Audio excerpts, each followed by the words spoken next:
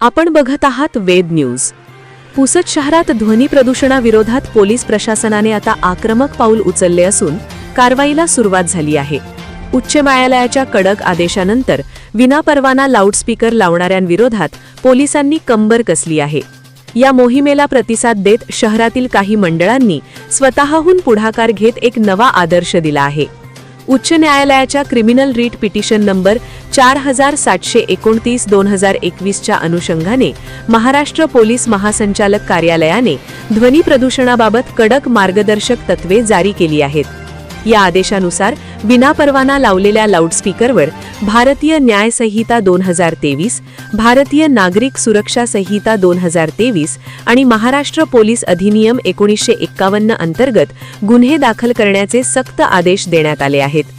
याच पार्श्वभूमीवर पुसद शहर पोलिसांनी सर्व धर्मीय प्रार्थनास्थळांच्या आणि सामाजिक संस्थांच्या 3 वेळा बैठका घेऊन त्यांना कायद्याचे पालन करण्याच्या सूचना दिल्या होत्या। या पोलीस प्रशासनाच्या आवाहनाला सकारात्मक प्रतिसाद देत आज 4 एप्रिल 2020 रोजी संभाजीनगर येथील सुज्ञ महिला मंडळ आणि जागो भीम सैनिक मित्र मंडळ या दोन्ही मंडळांच्या सदस्यांनी लुंबिनी बुद्धविहार येथील विनापरवाना लावलेले लाऊडस्पीकर म्हणजेच भोंगे स्वतःहून आणि स्वेच्छेने खाली उतरवले। या मंडळांनी दाखवलेल्या सामंजस्याबद्दल पोलीस प्रशासनाच्या वतीने त्यांचे कौतुक करण्यात येत आहे।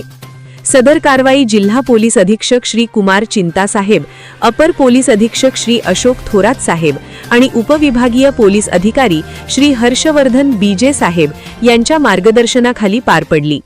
प्रत्यक्ष घटनास्थळी पुसद शहर पोलीस स्टेशनचे ठाणेदार सेवानंद वानखडे, पोलीस उपनिरीक्षक राजू ठोंबरे, गोपनीय अंमलदार अभिमन्यू चव्हाण आणि नितेश भालेराव यांची प्रमुख उपस्थिती होती।